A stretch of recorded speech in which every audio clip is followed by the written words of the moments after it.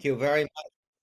Okay, now we have the recording, and just for those who are joining us by recording, I just want to say that we just finished praying, and Bob Charpentier reminded me, asking me, have I hit the record button? You knew that I hadn't because it would be showing up on your screen, but uh, Bob is just came back from his family in New Hampshire and is talking about considering a change in living status in retirement, maybe. And Frank is considering a change in living status in retirement, certainly. And the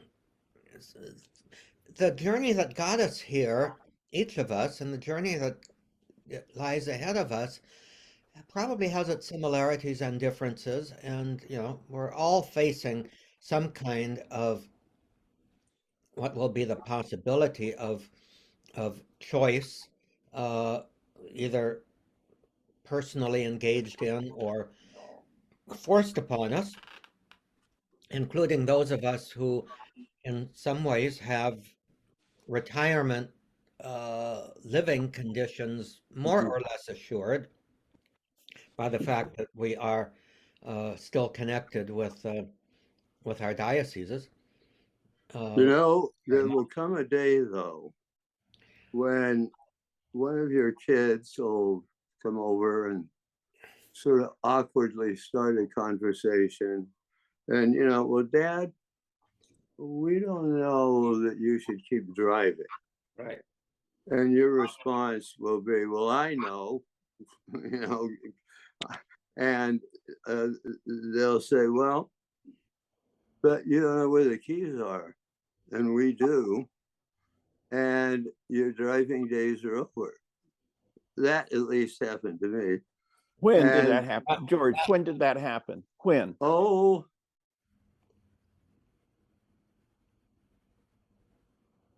I don't know. 6 months. Okay. Yeah. But that's something that, who's going to say that to us, Gary or Bob, Bono or Norm? Norman, yeah. Who's going to say that to us? A policeman? Well, we all know, somebody. Policeman poses over. My dad said that to me.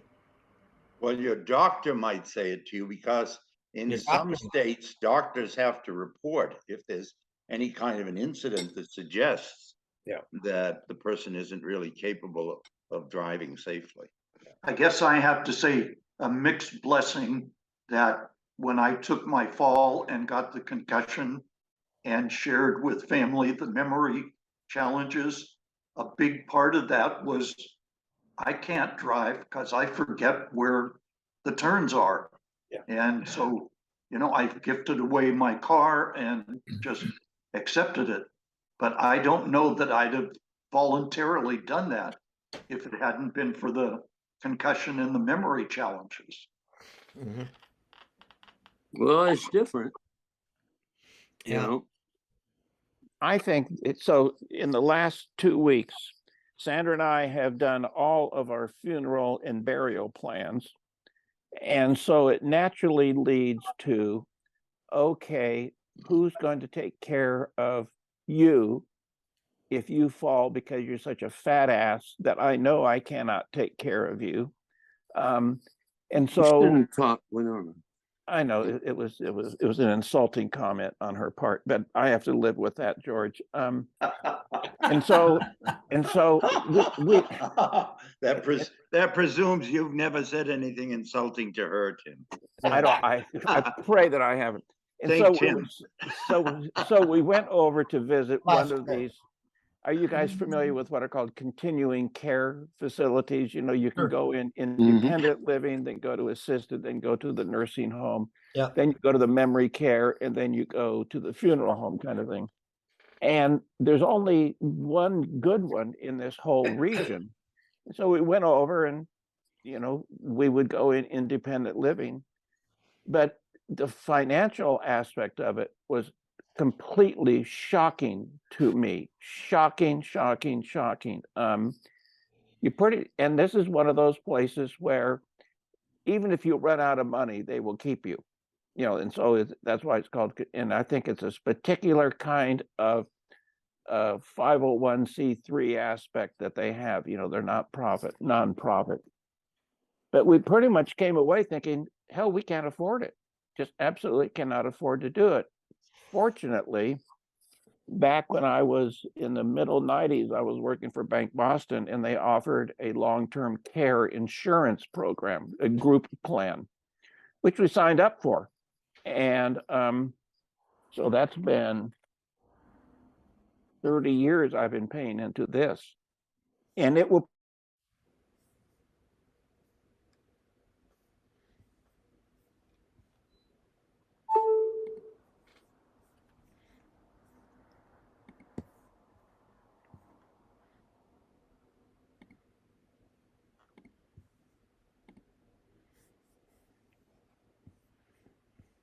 I don't know if any of you can hear, but my setup here just suddenly froze.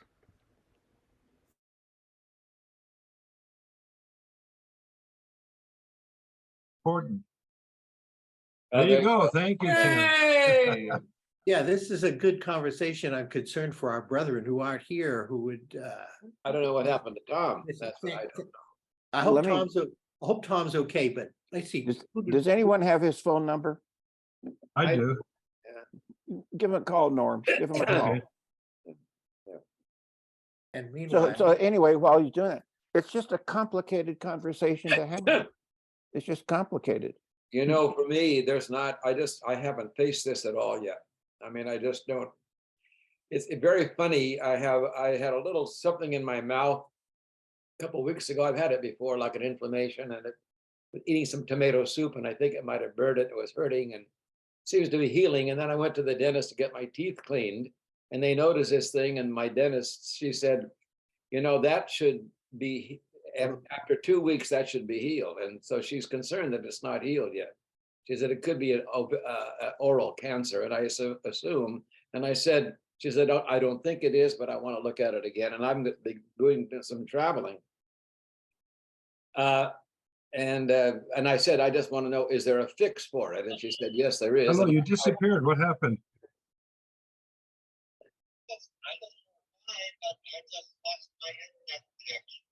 Well, you lost your internet connection. Oh, Okay, well, we pushed it on record, so we're recording it. We're all still talking. You want me to interface you with them? He can come in through the phone. Okay. oh, there. Okay. And so, Gary, was that kind of a wake-up call for you, Yeah. Lombardi? So anyway, she said there's a fix for it, and I have to assume because the hygienist had said something. The dental.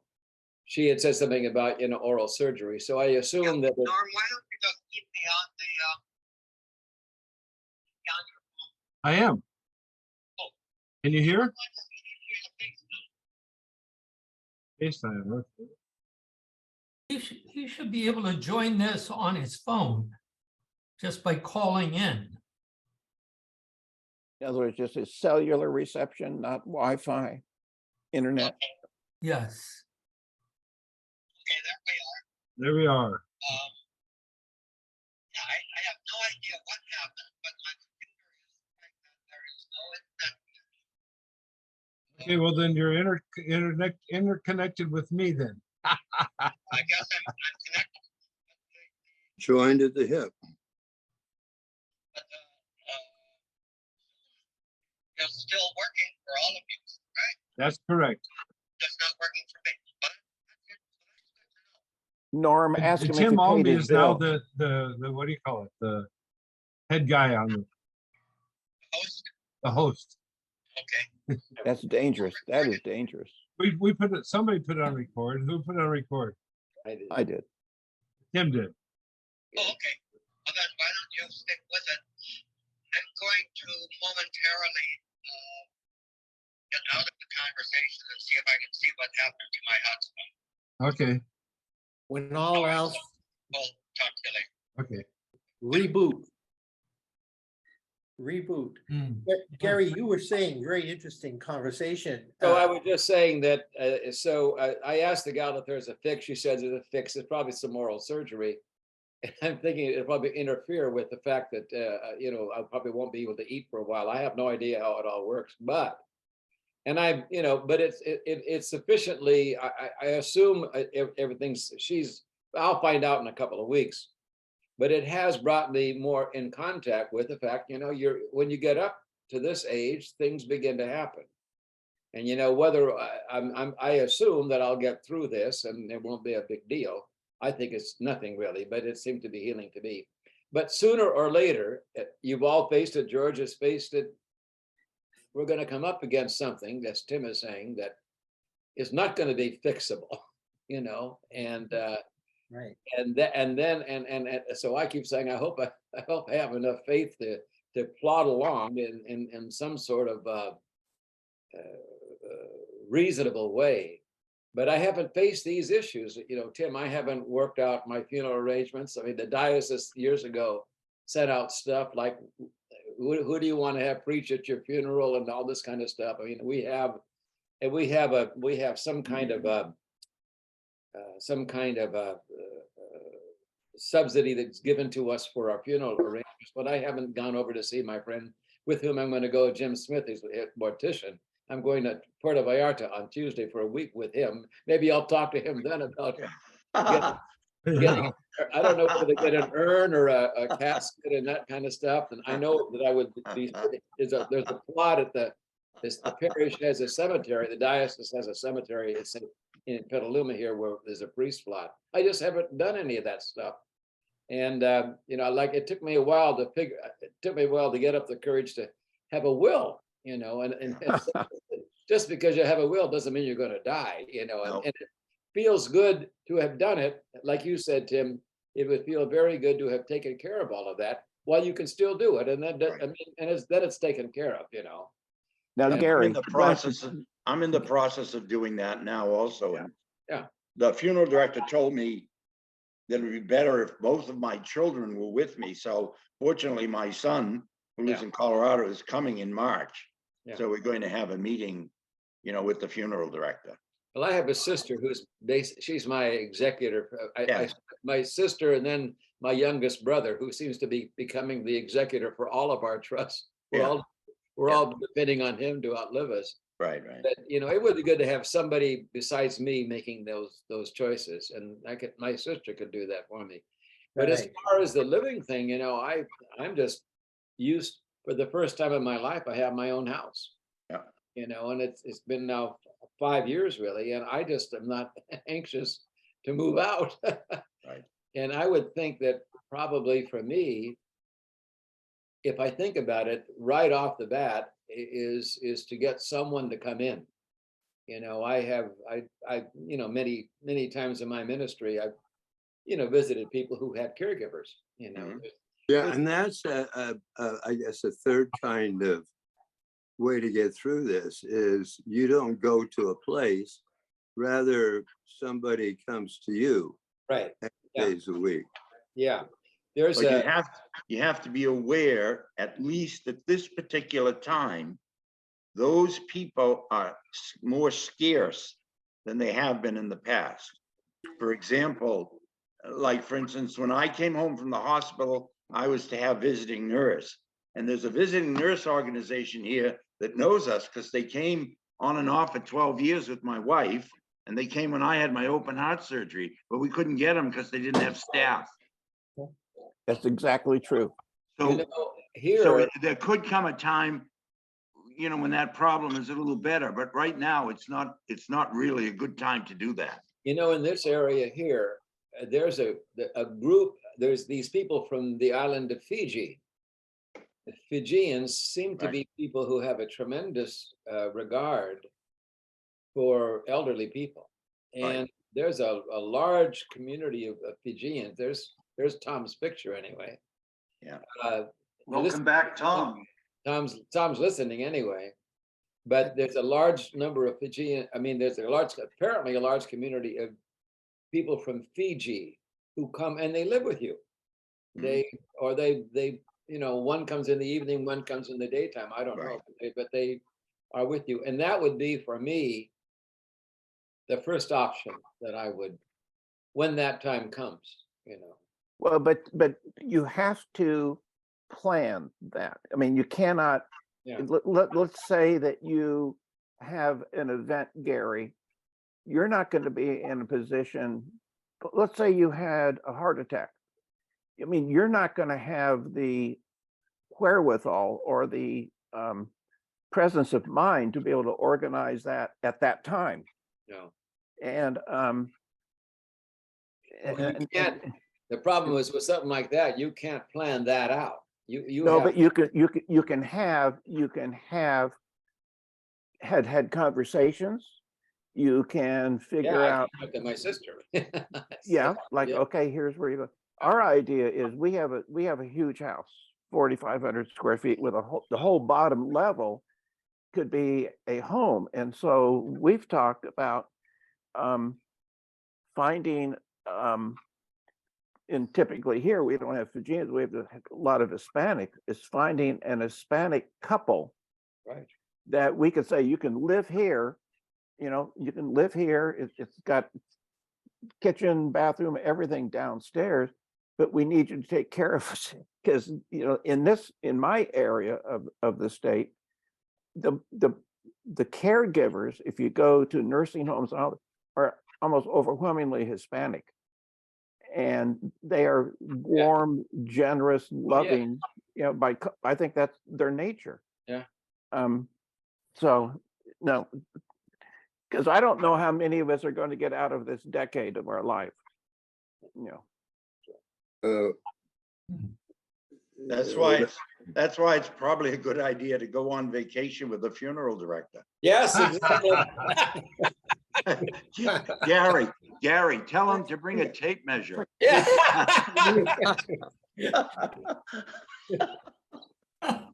Welcome back, Tom. Bad, Frank.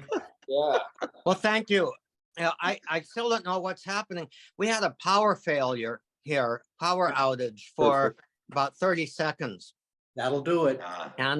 But the thing is, my a router that does not seem to want to connect to the internet. Unplug it, plug it back in. Needs three. I did that. And still nothing. Oh, we've got it now. That's because Bob can just wave a wand and it fixes it. Okay. All right. I think I can get back. So why don't you all continue, and I'll be back Hello. momentarily, I hope. Okay. Good. How are Okay. you? Good to see you. You might want to, How I'm There it recording. is. and let them know what happened. Yeah, I'm going to send out an email, just basically to everybody. Frank hasn't reconnected and George hasn't. Tim Right. has it. Yeah, I hope I didn't mess anything up And with Frank. Jim has not. Mhm. Tim became the host, so when But it went out, Tom, when you turned off whatever you turned off. Yeah. Yeah, let me see. That's an interesting feature. That automatically makes someone a co-host. Yeah. I guess it does. I'm just gonna put "we're back on." And he did a great job. Where is he?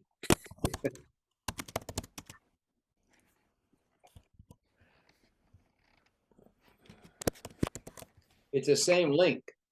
Yeah, it is the same link. I just figured I'm gonna go clean up the dishes and get some more coffee and oh, there you go. take a bathroom break. Yeah.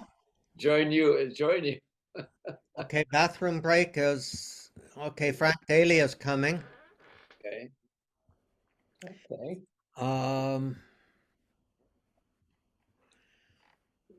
I thought Tim would be back. He's the one who phoned me. Uh, There's Frank. There he is. Hi, I don't Frank. know what, someone called me and I got knocked off, so. Oh, no, Yeah, the whole thing went off. Hey, Frank, it was Bob. I know, Yeah. no, someone else called me before you did. That's what happened when I got knocked off. Yeah. No, I we all got your got phone knocked off. call, but I knocked you all off. It was my We doing. were all knocked off. Okay. Well, if this is the worst of being knocked off at our ages. Yeah. We're still hanging in there for whatever. We're still waiting for George Yeah. and for Tim. Yeah, I'm calling Tim right Kind now. of being knocked up, I guess. I don't know. Hey, Tim, what's going on? we were all waiting for someone to articulate that. You can click, I think you can click the link again and get back on. Yeah. Okay. All right, good luck. Hey, Gary, Yeah. a question. One of the projects that I did as a sort of a sidebar project when I was in that VA palliative hospice care fellowship some years back was with the Diocese of San Francisco. And this is 12, 13 years ago now. But I learned about the priest residence retirement facility at the time that was pretty comprehensive. At the time, it included having healthcare options or they would plug into local hospitals. But and it was located, if I remember correctly, in San Rafael.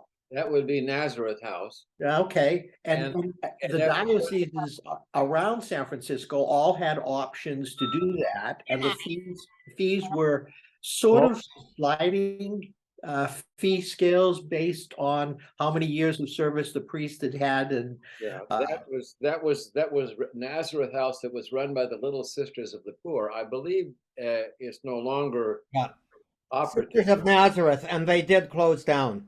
Yeah, and our diocese had a couple of spots there. We're in Santa Rosa. San Francisco has a much better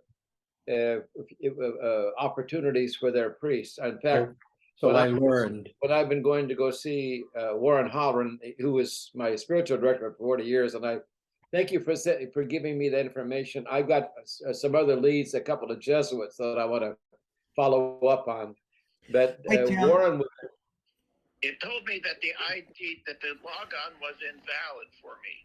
I don't know what that means. Okay, I'm not too sure either. But he's back. We have to just beg off, and I'll see you guys Oh. next Friday. Oh dear. Well, I am recording it now. Okay, thank you, Tom. Okay. Log on. God bless. Well, miss you, Tim. You missed it, Tim. Bye-bye, Tim. Oh, well, Who's gonna ask the questions? yeah, yeah. Warren Halloran is at Sarah High School in San Mateo. They turned the faculty house into a retirement place for priests. I think there's a few different spots for San Francisco. They got a wonderful woman who works with priests and helps them. Our diocese does not have much, but actually most priests seem to want to have their own place. So that's Ours in Boston has about 58 residents. yeah. And I it met- has, Here comes Tim. it has a apparently, if you really need hospital care, It is, they yeah. don't take you in because they're Hey, not a Tim. nursing home. Yeah. But if you go in and then you need kind of nursing care, etc., the second floor is like a hospital. There's nurses and all that, etc. Yeah. So it's fairly comprehensive in that sense. Yeah, there's a Boston priest. I'm going to look up his name. I forget his name now. Who is in one of those? He was on the sabbatical with me. I'll find George him. Moran. No, that's not George. Okay. George is in his own is in a rectory. Yeah. But I'll look it up while you guys keep on talking. Okay. Wonderful fellow. And so John Grammer, Johnny, would you move in with one of your kids if you needed to, or could you do that? I could, but this whole idea of shopping with an agent has got my attention. And Mhm. I would do that with one of my daughters, probably, Yeah, yeah. to share it, make it a team effort that way. Bob B., does your diocese have a retirement home for priests? We have two, I'm not sure I'd call them retirement homes. They have residences for priests that are retired, but they have to still be up and about. One is over in the Youngstown area, and it's run by the Oblate Sisters, who basically are to serve priests. They came out of Italy. And so there's 6 places, 6 apartments, all in one unit, kind of one section of the place. And then they have a schooling for little children, preschool. But they look after the priests say mass for them, and they do a fair amount of cooking for good food and all that kind of thing. But if they are not able to take care of themselves, then that they can't stay in that facility. The Okay, other one is Emmaus House, and it used to be a convent for the sisters who ran one of our high schools. And they left, emptied out, and I forget what they did for a spell, but they decided to turn that also into a residence for retired priests. So they had the typical sisters apartment where they had one room, and then they had a bathroom, and then another sister was on the other side. So one of the priests gets 2 of those rooms with his own bathroom. And then I think they do have somebody that comes in and cooks. Maybe some of the guys that are there now do the cooking. We have one priest who's pushing 100, but he's still up and around and bright and doing things. He can't drive anymore, so he has to be taken someplace, but he's up and able to more or less take care of himself. Up the street is a rest home, and some of the priests that were at the Emmaus House have been taken up there once they got too sick to stay there. So we have those facilities. And most of the guys, when they're retiring now, they're getting an apartment or whatever it is that they get. I'm in my nephew's mother-in-law apartment. oh, okay. How are you? Yeah, but that's the where Warren Holleran is, and where the guy that goes here right now, Tony McGuire, is. They have somebody that comes in and cooks. They cook, I think, basically dinner, but then there's a lot of stuff over there for by the way, Frank, the priest, Jim Savage, a guy named. Oh, yeah. I saw him yesterday, Oh, good. He's but I didn't know the connection. Okay, yeah. Oh, you give him my best. He was. I will. Yeah. Is he in the place where you're thinking of going? Yes. Oh, Yes. that's the place then. Yeah. You'd enjoy, the 2 of you, I'm sure, are going to get along just fine. Yeah. You move into a place like that, and there's people that you're going to really want to sit with at lunch. Yeah. And then some you're not, and then there's some who aren't going to want to sit with you. Yeah. So you got to figure this all out. So. Sounds like Warren, life. Warren was, I would go see him once a month, and we would go out to dinner. And he always lamented that, the priests that were there where they were at Sarah, either their theology did not exactly, No. wasn't up to, it didn't match where he is. And until this guy, Tony McGuire, came in, and Tony's the guy that I'm seeing right now until I find a permanent spiritual director. But Yeah. but How is Warren doing? Warren sleeps almost all day. Oh, okay. When they wake him up, he is at least for me, he's as bright as a whip. He was my spiritual director in Rome. Yeah, he's one of the most.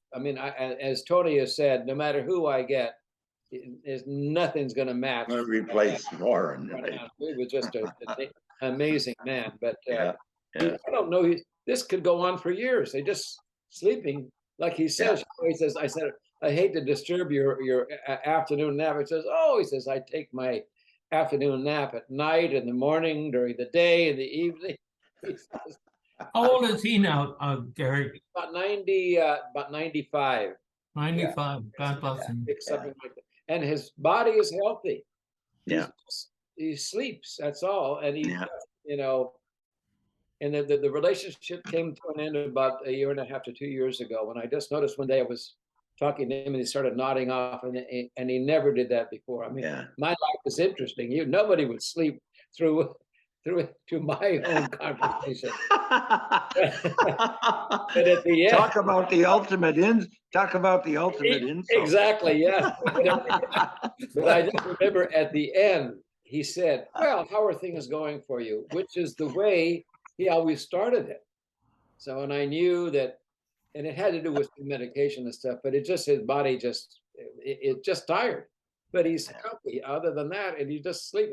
He could go on for years. I don't know exactly. And he has a good appetite, and so. Yeah. But anyway, that's enough of that. But Bob C., it was a good question to ask at the beginning of our conference about, you know, what the term you used, life-ending questions or End of life. end of life kind. Yeah. End of EOLs in the coda of hospice and palliative care. EOL issues and questions. They're now is a good time to be thinking about them and raising them like we're doing. It's like, and I find this conversation extremely helpful just to hear other experiences. And good stuff. yeah. We are all back. George Crook is coming online. How Wonderful. Let's see if he makes it. Let's see. Yeah, I'm wondering how he's feeling. Yeah, let's get an update from George. Yeah, let's get. Go ahead, Tim. You lead us on What that. happened in the last 15 minutes, or? No. Okay. George, we hear you, but we don't see you. Yeah, that's because I don't have a camera on my computer. Now on my iPad, I'm not quite sure what to do. So I think I will do nothing. Okay, so we will just have your name placeholder there to see you. And I can see all of you. Okay. So, see the blue button up in the right-hand corner with 3 little dots? Click on that. Little button with 3 little dots. Well, it's a square actually, and it'll give you the option of video. Whoops. Not anymore, it won't. Okay, how about the bottom of the screen? Is there an option for video, George? Should be a bar, one of them to the far left. George said George is on his computer, and the computer itself does not have a camera. So he thinks. Yeah. Well, they don't make computers without. I know. It's a very puzzling phenomenon. They did. I guess they did. Well, George, you can pretend that you're behind the curtain, but we still want to hear. How are you doing, George? Yeah, what medical issues have been resolved or discussed? None? Yeah. Nothing.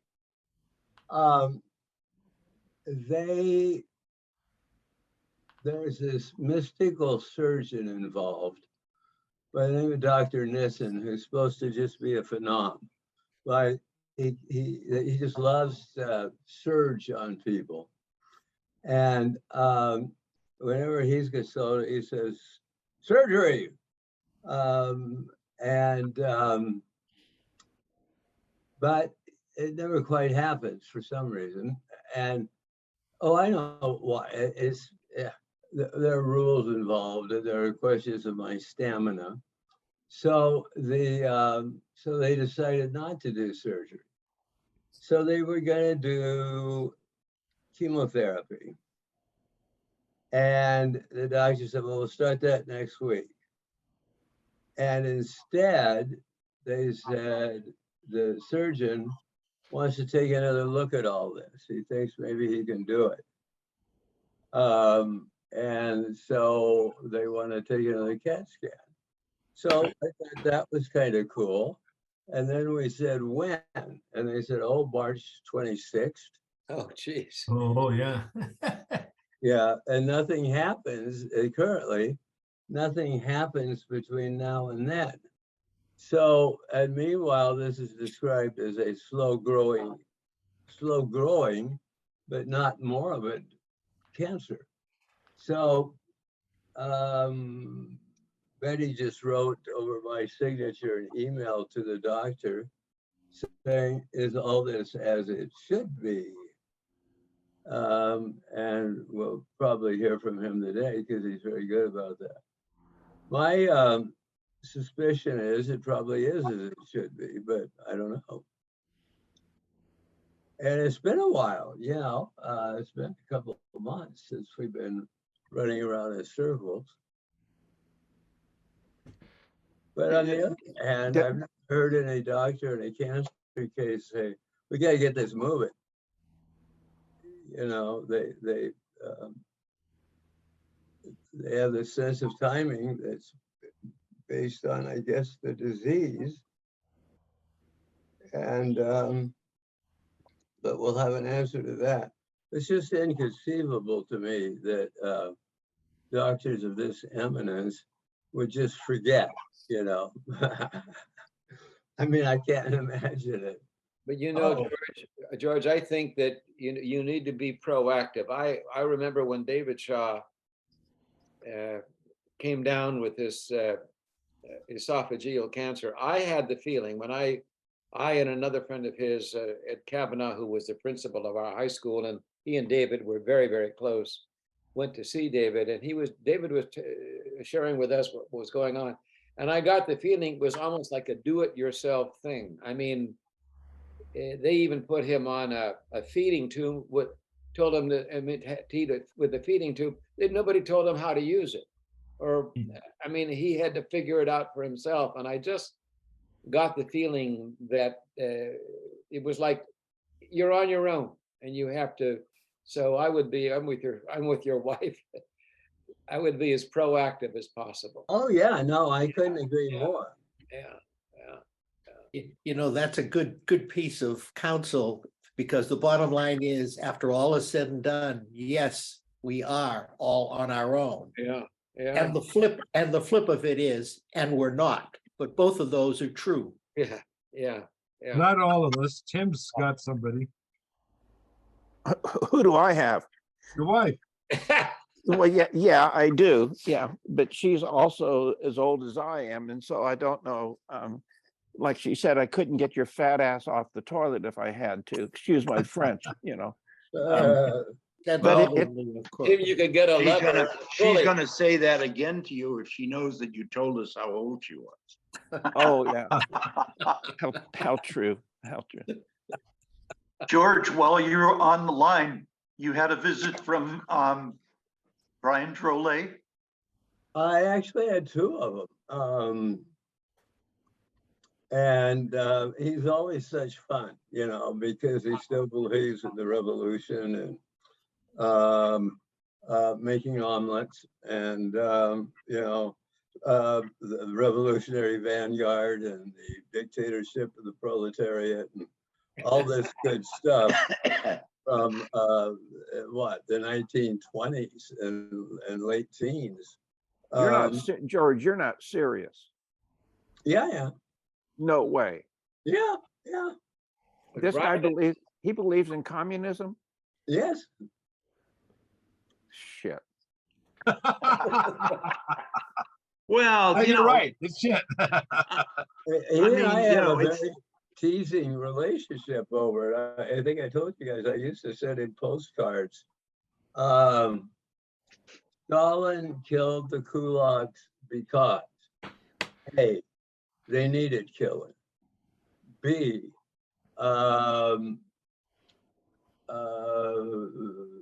it never happened. C, who were the kulaks? Question mark, you know. And he would call me up and say, you asshole. And I say, well, Brian, this is a historical fact, you know. It's not like it didn't happen. It did happen. I read in a book recently, Tom, that one that came out about a year ago about a history of Eastern Orthodoxy by the Romanian hierarch. And he says that in between 1918 and 1965, the Russian communists killed something like 250,000 Orthodox priests, murdered them, crucified them, lit them on fire, and I don't know. To me, the problem is every time you're going to have their theology says you can't have the revolution without the revolutionary vanguard, and you can't have the revolutionary vanguard without me, George. And so I'll be the tip of the spear, and I'll have, there'll be the revolutionary vanguard is headed by George, who has this machine gun under his arm. Strangest thing.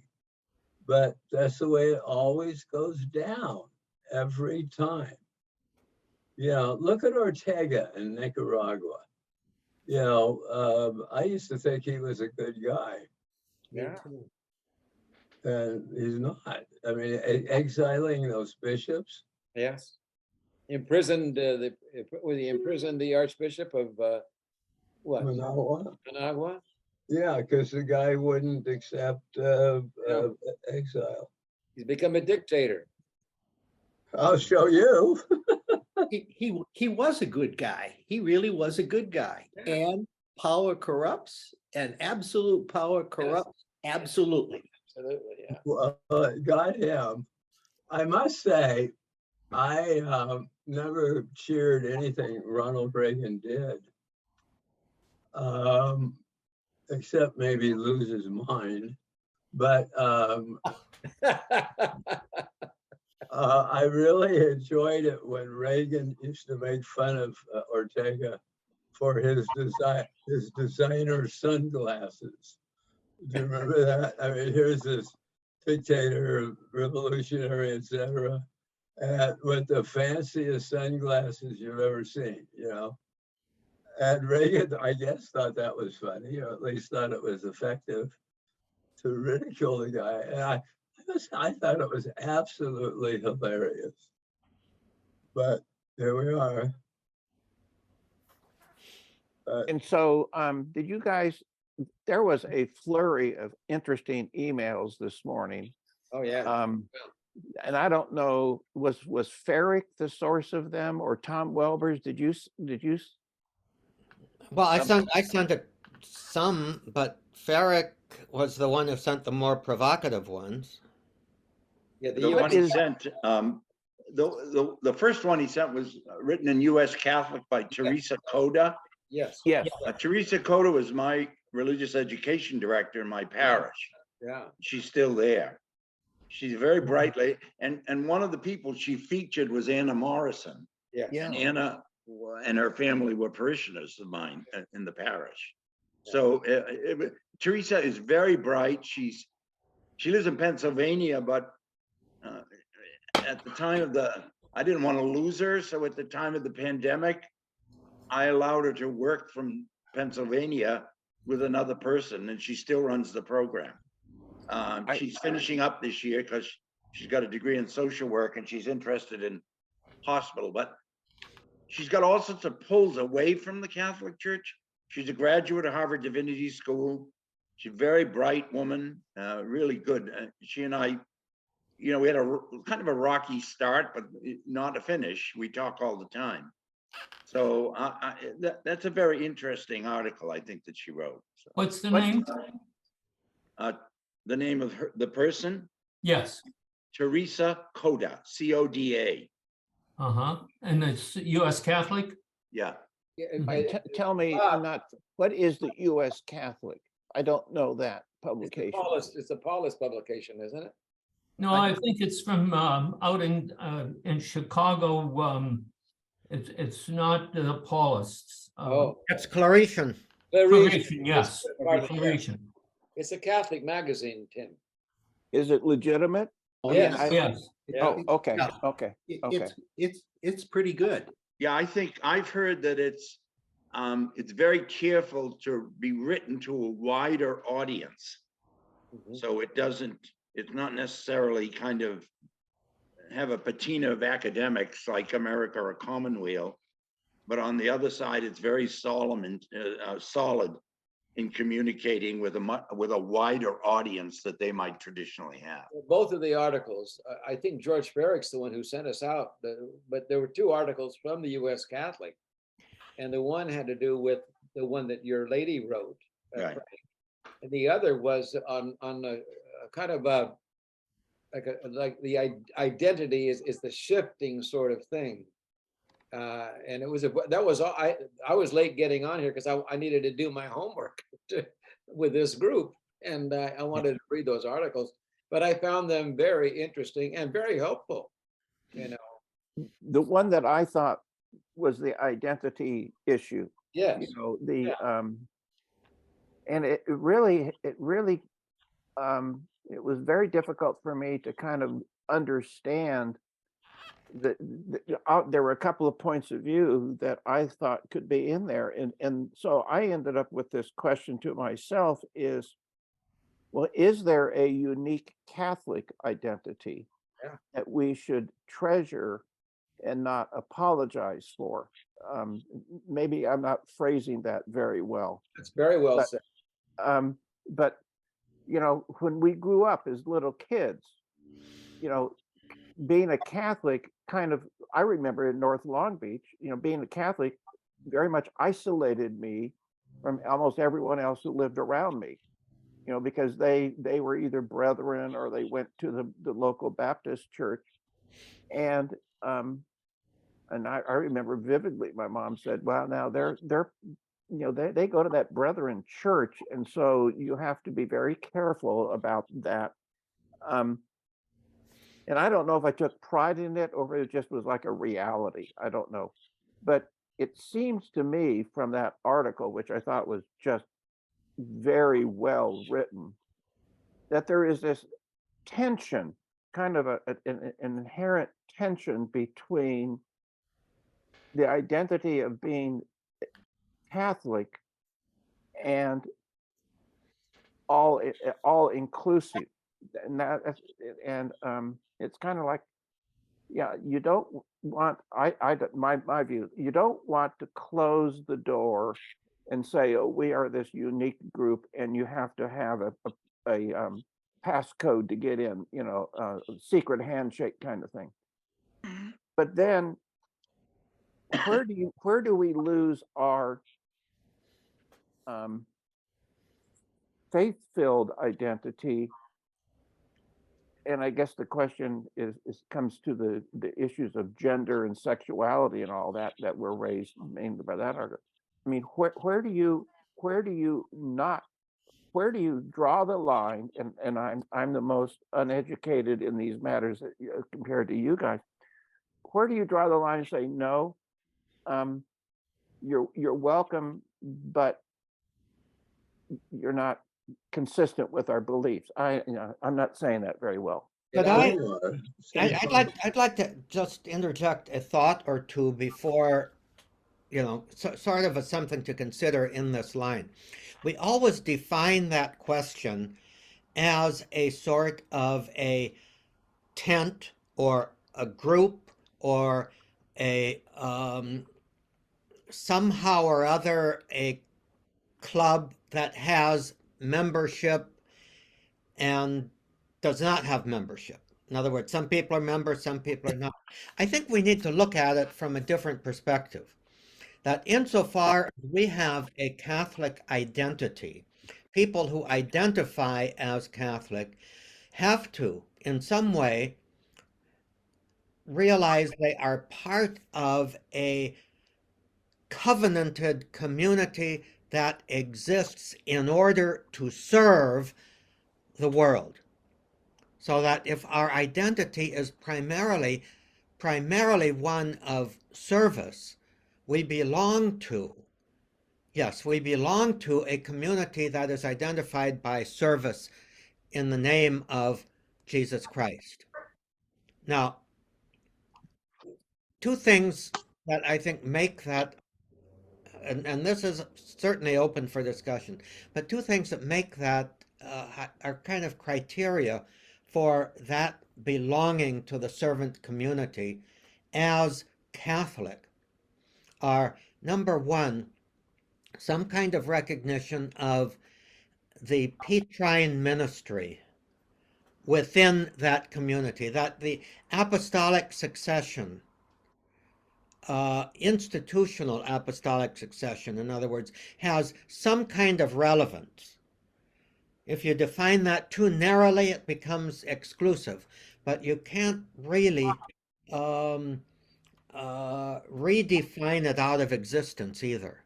Somehow or other, the Petrine ministry extended through the Bishop of Rome needs to be included in that mix. The other thing is the centrality of the Eucharist, that the Eucharist is the sacramental focus of Christ, the body of Christ, and the servant Christ within that community that exists to do what Jesus Christ did, and that is to serve, not just to be a club of the saved, but to be an instrument of embodying God's love for the world. Not to say that we are the only ones that do that, no, but that if we're going to put a specific Catholic frame on it, I think the two things, acknowledging a relationship to the Petrine ministry and acknowledging some kind of centrality to the Eucharist, meaning real presence in some sense, those two seem to be defining us as Catholics. That's my sense. A lot of academics, maybe, I think, that wouldn't accept that. I don't know what they would come up with instead. Oh, there's a lot of conservative Catholics that wouldn't accept it. There's a lot of liberal Catholics that wouldn't accept that. Yeah. But I'm not sure. I agree with Tom. I think it's the direction we're moving in and have to move in if we're going to survive. I mean, we're in a fight for survival. And I think what I see in what Tom said is that the underlying thing is there. You know, Archbishop Wester spoke at the AAUSCP a few years ago, Bob. And one of the interesting points he made is that Jesus is inclusive, not exclusive. So the presumption of tent is exclusive. Yeah, yeah. But the presumption of what Tom is talking about is inclusive. And as a principle across, for example, the interpretation of the ontological mark of the priesthood by a lot of people who call themselves John Paul II priests is that it separates you from the rest of the body of Christ. Whereas people like Walter Casper and Rick Gallardi at Boston College say, no, it's a relationship ontology. And so it seems to me if the broader principle here is that, in fact, it's not a tent. It's exactly what Tom is saying. The broader principle is that it's an inclusional principle, not an exclusional one. Yeah. Yeah. That just turns everything upside down, doesn't it? If you think that way, it seems then, who do you exclude? I mean, Jesus. I mean, this is bullshit, but we've been following The Chosen, and I know Tommy has been following The Chosen. I mean, talk about a program that shows the inclusiveness of Jesus. I mean, he's hanging around with prostitutes. He's hanging around with Pharisees. I mean, he's, but most of my life as a Catholic has been built around the notion of our uniqueness, kind of our exclusiveness that we are. I'm sorry. Yeah, go ahead. I'm sorry. I do kind of have to interrupt there. Can you have a sense of uniqueness without having exclusiveness? Right. In other words, Right. Those who are inside the tent, the Yeah. reason why they are there is not just for their own good to keep the rain off of them. The reason why they're in that tent is to be able to serve those who are not in the tent. And I think we're coming to the understanding in our world that that doesn't mean to bring them into the tent as members showing an identity card, but it means how can we walk with the rest of you to discern where God is operating in this world that we are all part of, whether we're in that damn tent or not. Tom, Well, it seems to me the only reason we're in the tent is for the temporary adoration of the tabernacle that's there. But when the whole point of being in the tent is to go out, Yeah. get out of the tent. And that adoration is that from which we draw our strength in order to go out, not to help to self-perfect us by adoring this God in the tabernacle, but to draw our strength to be like this presence of Jesus in the tabernacle or in his body, so that we can go out and go where he is needed. and so that image of tent, Tom, really serves well if we see it as a place of nourishment, the Eucharist, as a place of training and support and empowerment to then go out. But that also involves bringing back what we've seen and strategizing how we reach out in the next Yeah. step or the next opportunity. Remembering all the time that we are talking by analogy. Sure. Right. That you- Sure. You that know, US that US highlight- Catholic, that US Catholic article continues, continues to intrigue me, because what they're, these Catholics are so themselves so Catholic and different in so many ways that would be striking. People say, really, are they Catholic? And it reminded me of some past experiences where people say, why do you, if you're interested in being a priest and your own church says no, you can't because you fell in love with somebody, blah blah blah, and the whole bit. There are other churches like the Episcopal Church. I actually had that kind of lived experience, but part of my work at the Center for Ministry was to do consultation. And we covered churches across Canada and in the Anglican Communion. I remember doing a consultation where there were 5 prominent bishops from all the sections across Canada and the Yukon Territory, and they were in the process of developing an evaluation, psychological, spiritual evaluation for their candidates. And I had been involved in that work and ministry in the US. And so I was a consultant to them at a retreat center, and we really got to know them very well. And at one point, over drinks toward the end, the French Canadian equivalent of the it wasn't the primate, but it was a principal bishop, basically said, there is no problem. I would love to have you in my diocese. The fact that your roots are French Canadian, you speak French Canadian, and I'd love to have you. There's no, you could come here anytime that you like. And I remember my feeling at the time to the present is, I am who I am. And I remembered the line from Cats. You remember Deuteronomy at one point declaring his alley? This is my alley. Big old Deuteronomy. This is where I poop. This is where I pee. This is where I make love. This is where I raise my kittens. This is where I entertain. This is where I have this is my alley. This is my home. And I remember thinking, boy, that really covers it for me too.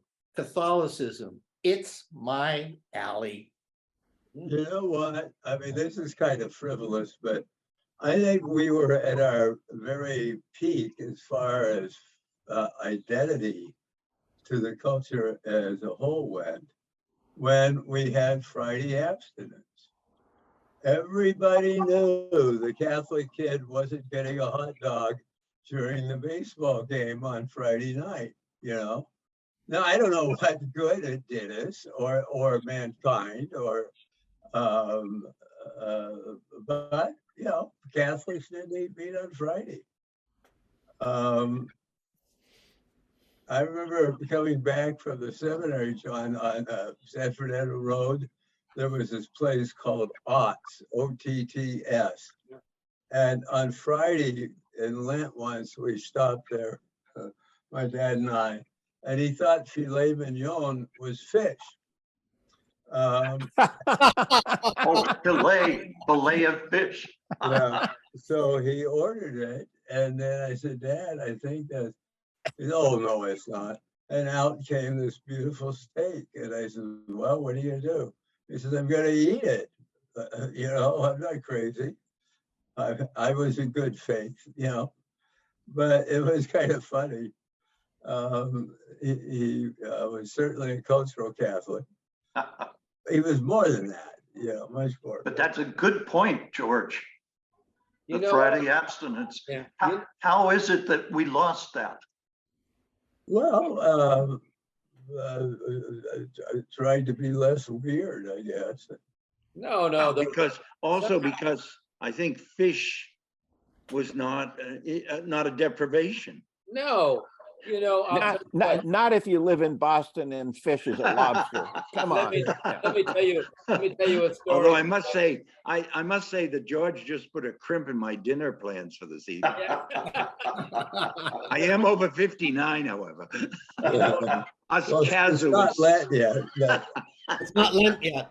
Frank. Not Lent for a few more days, so. In my first parish, when I was with Jack O'Hare, the guy who in 2 weeks undid all 12 years of seminary training, our first, But to the good, though, to the good, you've Our always first- said. our first Ash Wednesday, and I'll never forget this. We had, the law, the law of the fasting laws were, your two minor meals could not equal the major meal. That was one thing. Right. And secondly, of course, you had to abstain from meat on Good Friday. Well, let me tell you, we had all these on Ash Wednesday, we had all of these masses, and the last mass was a Hispanic mass. I mean, it was, I'm telling you, and people were poured in there, and we asked everybody inside. We didn't eat till 8 or 8:30, maybe 9 o'clock that night. But in the meantime, somebody had given us 2 fresh cracked Dungeness crabs. Jeez. Jack had bought lobster thermidor at Safeway. A priest, Sixtus Caballero, made a risotto with vegetable broth. And I did the drawn butter for the lobster. We had bottles of wine and drinks and, sourdough French bread. And we had risotto, we had Dungeness crab, we had lobster thermidor, we had a salad and wine, and no 2 meals could ever possibly equal the big meal. And we observed the letter of the law perfectly. Yeah, the priest down the street had a half burnt hamburger. There you go. Yeah. So and George, I think they finally came to the point of saying, eating fish on Friday is not a penance. yeah, I remember that was part of the discussion. And the idea was that Friday was to be a day of penance. Yeah, and see, it was still penance for me. Now I've come to love fish, but it took, late have I loved thee, O fish, you know? I had a couple of incidents happen, kind of humorous in that. One was, I was a deacon, my deacon summer in Liverpool, and the parish church was not far away from the fish and chip shop. And this little kid came to me one day and said, "Hi, Father," he said, "Why, what do you think," he said, "about, we not have to eat fish on Friday anymore?" I said, "Well, it's never been, I don't think it's such a bad change." I said, I love fish, and we can't eat, I don't care whether I can have meat on Friday or not. I really like fish." And he said, "It's easy for you to say, and you're living next to the chippy." And the other thing is, that I believe that there were representatives of the New England fisheries in Rome during the Vatican Council, lobbying the bishops We about used to this. joke about that, yeah. It All right, would so not let me be ask you, so shocking. you're talking about tents. And so a friend of mine, this is 5, Well, 6 years, yes, at this yeah, point. was reading, so I guess when Ratzinger was in, he wasn't in Munich, when he was in Germany, Munich and Yeah. Pricing, yeah. he went to Regensburg and apparently he gave quite a remarkable speech about that the church would probably have to shrink, that it would shrink in its size and its influence, and that what would be left would be a core of firm belief. And the firm belief are my words, but the idea of not becoming more inclusive, which is kind of what we've been talking about, but kind of getting back to like the core of the Delta Force. We need to have these, The Benedict option. yeah, that kind of thing. Well, so do you think that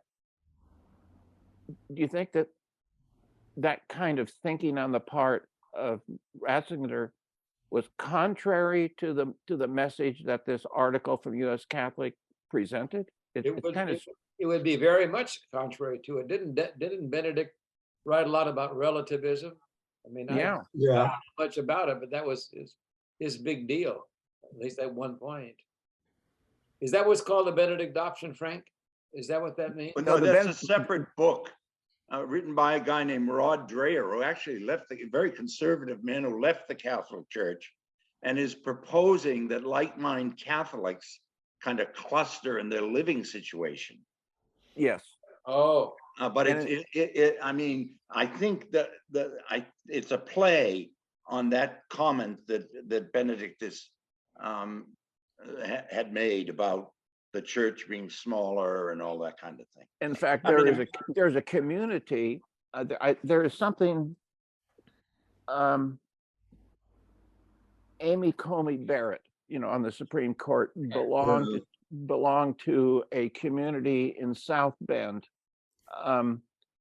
That I guess there's this group called the Pius X Society, and they literally have created a residential community somewhere in the Midwest of like-minded Catholics, and it's almost like an Amish community, the sense I had. And so when she was up for nomination, I read a number of articles, I don't know where it was, about her belonging to a group of like-minded, yes, very, very conservative Catholic families in South Bend. yes. Yeah. And that strikes me.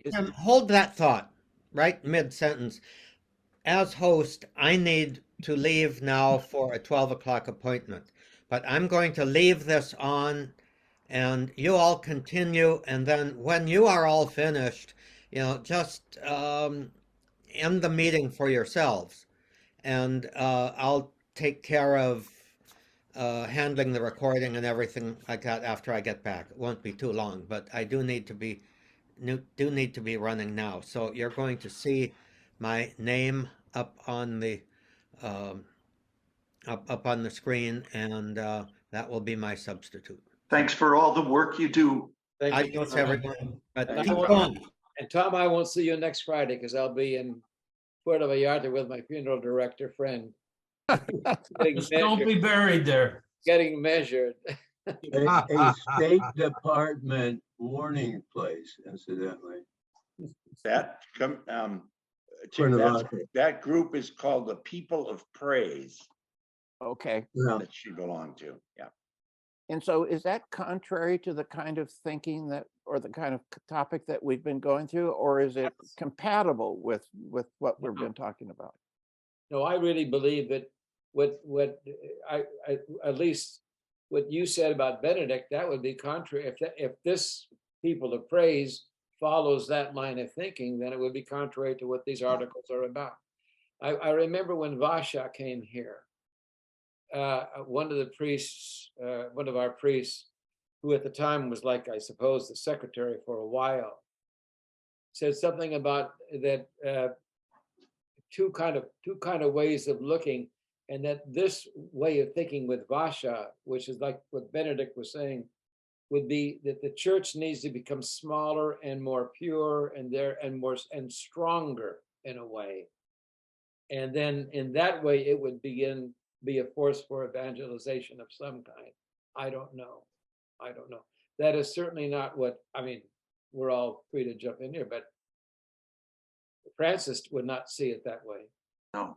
So Norm, Yes, sir. so you are in a type of parish community that was talked about in these articles. Do you get pushback from anybody in the hierarchy about the ministry to the LGBTQ community? I mean, does anyone have a problem with what you're doing or what your parish is trying to do? No, that's the amazing part to me. No, I've had no one speak negatively from the diocese about it. Do you think they know? Oh, they're pretty open about it. We even have on the parade, we have a tent for LGBTQ people, saying welcome to St. Matthew's Church. Wow, that's wonderful. It is wonderful. Different kind of tent, Norm. Yeah. Norman, I finished reading your book last week. Did you survive it? I did. And that is fascinating. I read it too. I was very moved by it. I was in Texas for a week covering a parish down there. The pastor was over in Israel on a pilgrimage. I think I wrote to Norm and I said, I think that should be sent to every seminary and, to get it distributed to as many priests as we can, because I think it's such a realistic account of his life and the work of God through different people. And Norm's own stance is just, worth being imitated, if I can put it that way. I wish I had, the disposition that he has. It's a beautiful book. It is a beautiful book. I was impressed myself. I couldn't believe it. What's the name of the book? When Love Calls. It's on When Love Calls. Huh? You can get it off of Amazon, and I got it. I said for $1.18 because it was a used copy. But cost me $9.95. How'd you do that, Tim? Because I will buy. There were no more. You got a used copy. I got a used copy, Bobby. I got a used copy. And I thought, well, it's going to have all kinds of marks on the column, on the board. No, it was really, really good. Well, why don't you send the $8 difference to Norm? There you go. He right away he has no interest in the money side. No, I mean think the Tim. message- Tim would send it to Norm. But Yeah, I will. The Now, experience. If any of you guys want it, I'm not going to. Does anyone want it? I'll send it to you. I got the Kindle version, so I don't have Oh, okay. to send off. I But did you too. can get it. It's there. Well, Crook, what'd you think of it? George, what'd you think of it? Some of it is sublime, but I'm not saying the other parts are ridiculous. The saying is we go from the ridiculous to the sublime. I don't think any of it was ridiculous. I was constantly surprised how prominent you were as a seminarian in your affection for your young lady friend, and how neither Keneally nor any of the Lord High Executioners seemed to notice. I know, that's nice. Yeah, but wow, because it would have looked weird to the enforcement arm. You might as well have been married much of the time, it seemed. But no, I really warmed up to it when you got to Father Sheehan, whom I knew. Oh, yeah. Awesome guy. Yeah, he was an absolute saint. And then it was obviously Montrose who wrote you the letter at Resurrection criticizing you, right? Woo, yes, that was horrible. Well, he was a pendejo of the highest order, you He know. was a what? Pendejo. Oh, pendejo. Yeah. Donald Montrose, I mean, you know, he was lucky he got to be an altar boy. And here he wound up an auxiliary bishop. Norm, let me ask you, do you think that being madly in love with her helped your priestly ministry? I'm talking, Definitely. Absolutely, definitely. Yes. Without it, I would not have been a good priest. why not? Because I wouldn't have understood what it is to truly love someone and want to spend a life with them. I wouldn't have understood that. And you work a lot with married couples in as a priest, and I wouldn't really have understood the difficulties of communications too between a man and a woman, and the desires. You know, the desires when people come to confession and say, "Well, you know, I masturbated or I had sex with my girlfriend," and you know, I wouldn't have understood how powerful those senses are. Gary and Bob, did you, I mean, you didn't have the Norm Supanchek experience, but did you ever think that you had fallen in love with a woman, Gary or Bob? You're talking about Bob B? Yeah. 3 times. Oh, Really? Yeah. Did you say many times or 3 times? 3. Can you talk about that? Well, there was a relationship that developed in all 3 instances of admiration and appreciation and relationship. It never became sexual. It was respected on both ends. I think appreciation of one another. It didn't always, it didn't result in enduring through my life in the same way that for Norm, I think the way that he tells the story all the way to her burial, I think is something that I have not had that experience. But I think that there's a much, I think it's important for anybody who's in the seminary and looking forward to a celibate life, should have the experience of love for women. That would be my view. Gary? There, you know, there were some infatuations, but it never went, you know, it's something that I always struggled against, to be honest with you.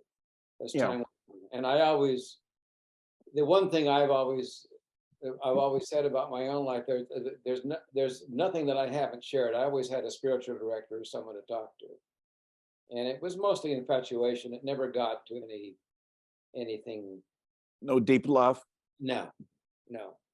But I think I've learned about love in other ways. I mean, Yeah. Just in my own life. I mean, you know, I don't think you have to do that. I mean, I'm glad it, you know, I will say the experience of infatuation and then kind of coming to how do you call, I don't know how to say it, integrated, or somehow you emerge from it, helped, you know. But I think you can find out about love in other ways, seems to me. I tend to agree with that, because when I came back to the ministry, a lot of people asked me whether I'd be a better priest because of what I had experienced. And Bob, you may have similar experience. My first thing was to say no, because I had received ministry from a number of priests, and this is kind of building on what Gary said, that and witnessed the ministry of a number of priests who were so profoundly good and, based human beings that they could help people in need, no matter what the circumstances they were in. Unfortunately, in the article, I use the analogy, only one person objected to it, but that, you don't have to be if you're a psychiatrist, you don't have to be a psychotic in order to treat someone with psychosis really bad, really, someone picked up and said, "Oh, so marriage is like psychosis." Yeah, no, kind of. Yeah, no. So someone who didn't know anything about analogy, but it seems to me that I haven't read Norm's book, and I plan to. Then I'm sure what he says is exactly right. What a profound difference it made in his life. But it does not necessarily mean that that same difference has to be made in every other life. And there are different ways to coming to the grace of love than through marriage. And I was very happy in my marriage, had a wonderful wife, etc. But and I was very concerned when I went back to the priesthood that people would feel that my marriage was in the brackets rather than an experience of life that profoundly affected me as a human being, and in some sense really enhanced, because it was my experience, my ministry when I returned to it. Interesting. You touched upon the issue of the uniqueness of every human being, a little bit like the experience in the U.S. Catholic article. I mean, you're echoing in a lot of ways my own experience. And one of the difficulties within the priesthood as it currently exists is the ongoing legislation of celibacy. I don't have a problem with celibacy. I think some people are called to be celibate priests. That has been also part of the experience of what the religious life is like.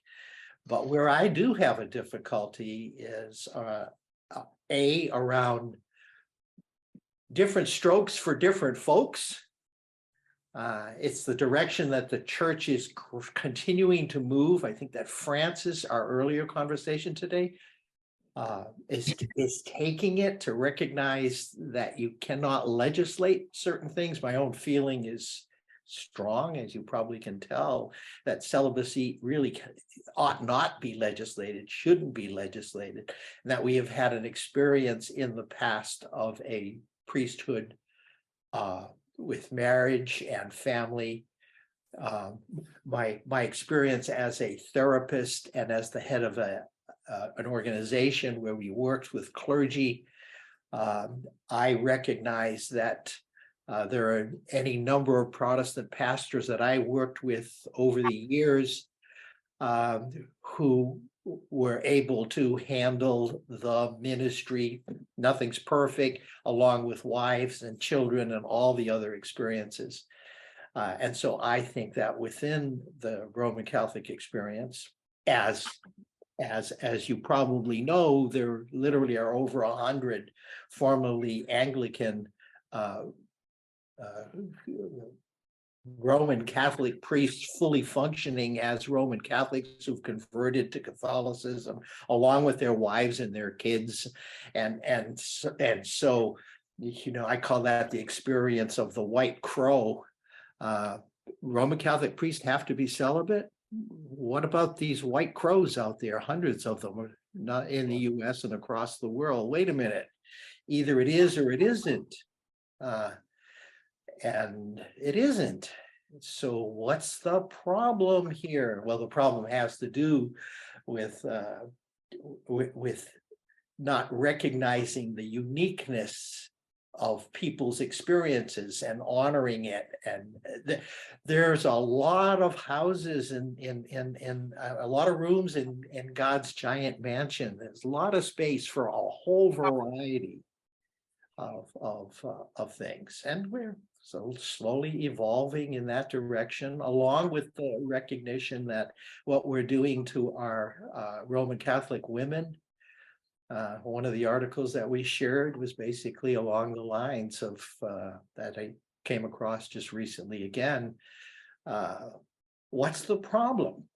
Why can't a Roman Catholic woman who has a call to the priesthood, why cannot her experience be acknowledged and validated? Why isn't there room? Which takes us back to the whole larger conversation that we have this difficulty recognizing the uniqueness of the individual and in a sense the doctrine that we're kind of saddled with. And again, I'm not knocking celibacy. There's an absolute place for it. I choose to believe Frank Daly, after many years of marriage, and it currently is functioning as a celibate priest. Yeah. Well, Right, Frank? this thing, it almost doesn't take me to a celibacy discussion, although I think that might be really good for us to get into the wicked on that someday, because I think it's very, the worst possible time to think about celibacy in many ways is when our brothers have been molesting children and all this kind of thing. It doesn't create, because for most people, for a lot of people who discuss it, it's a cure for concupiscence or whatever.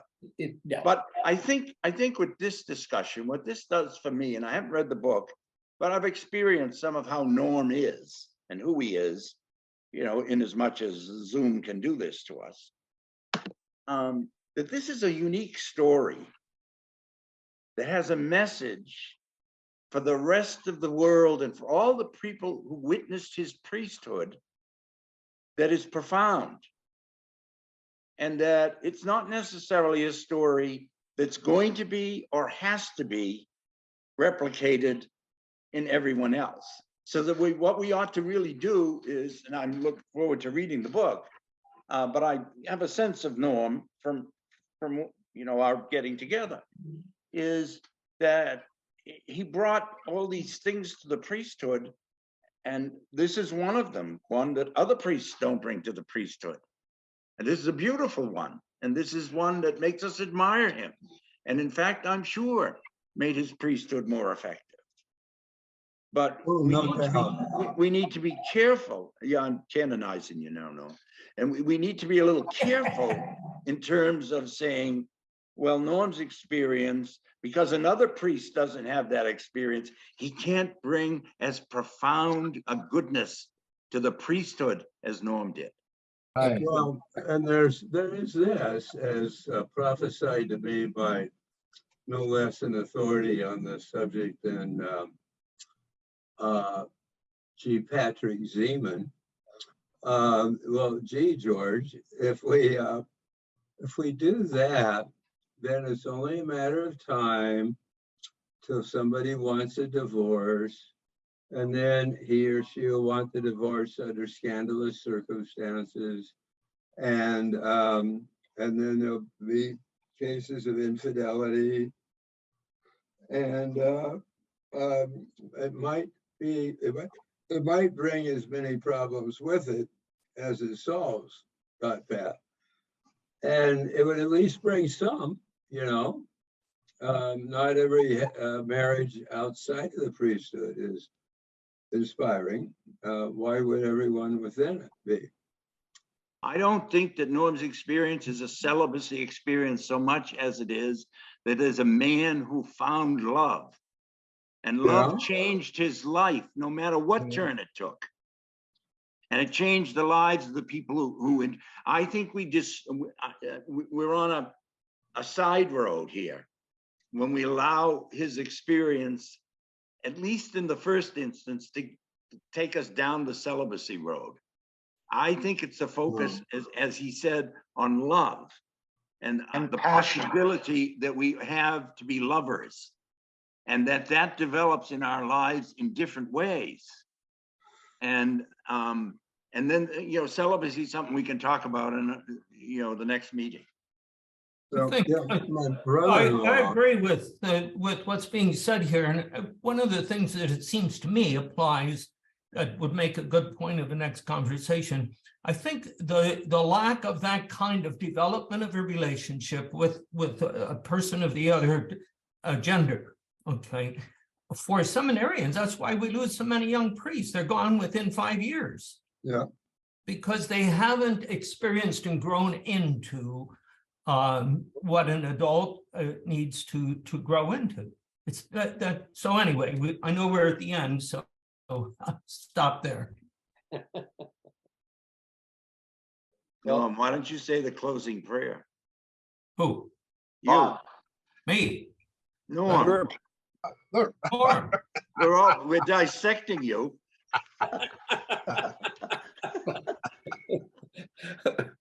and he prays beautifully. well, dear God, we thank you for so, the great conversations we have that help us to grow, learn, and be able to lead this time together with renewed enthusiasm for our service to others, renewed enthusiasm for serving you, our God. We ask you to help us to continue to be able to share our lives with one another through Jesus Christ our Lord. Amen. Amen. Amen. Amen. Thank you very Love much. you guys. All I'll blessing. see you in 2 weeks. I'll see you. Happy in 2 start of Lent, everybody. Okay, yeah, Thank yeah. See you. Bye, guys. Bye. Bye-bye. you. Bye.